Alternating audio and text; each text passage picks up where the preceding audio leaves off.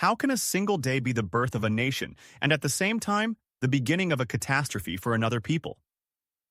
May 14th, 1948 is just such a day. A date that means everything in the Middle East to this day and set the course for a conflict that keeps the world on edge. In part 1 of our journey, we saw how, after the end of the British Mandate, the UN partition plan for Palestine was shattered and the violence escalated. Now, we stand on the brink of the abyss. Imagine a hot afternoon in Tel Aviv. People are crowding into a small museum. The air is thick enough to cut with a knife, a mixture of nervous anticipation and mortal fear.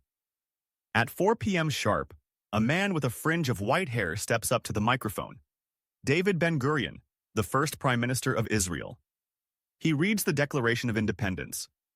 He speaks of the realization of a dream of generations, of a Jewish state in Eretz Israel, the homeland of the Jewish people.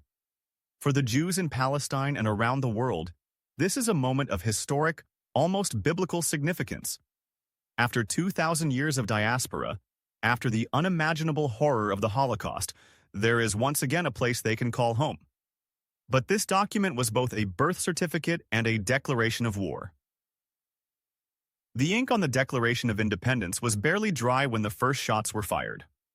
That very night, the armies of Egypt, Jordan, Syria, Lebanon, and Iraq invaded the former British Mandate territory.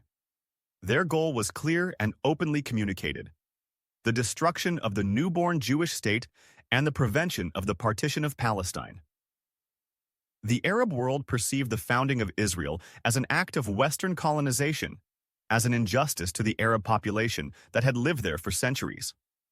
The war that now began would go down in the history books, albeit under 2 completely different names. For the Israelis, it was the War of Independence, a David versus Goliath struggle, a tiny, poorly equipped state against the superior force of 5 regular armies. At least, that is the founding narrative, deeply entrenched in the national consciousness to this day. It is the story of heroic resistance, of Holocaust survivors now fighting for their very survival, weapon in hand. And against all odds, Israel was victorious. When the guns fell silent after more than a year, the young state had not only survived, but had expanded its territory far beyond the borders of the UN partition plan. For the Israelis, it was a miracle, a testament to their determination and will to live. Yair. But while some celebrated, others experienced the greatest tragedy in their history, the Nakba, the catastrophe. For the Palestinians, this was not a war of independence, but an ethnic cleansing.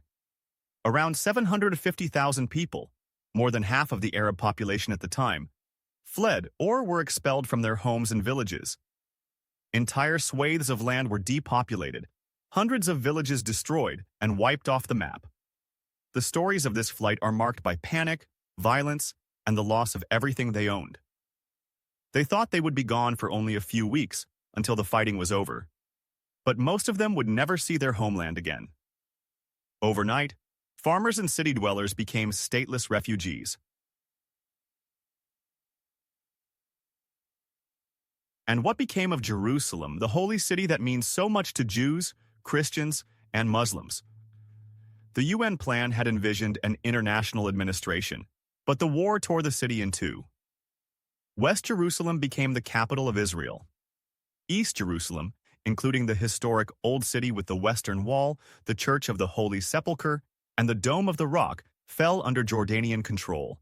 A border of barbed wire and minefields, the so-called Green Line, now divided families, neighborhoods, and holy sites. For nearly 20 years, it was impossible for Jews to pray at the Western Wall, the holiest site in Judaism.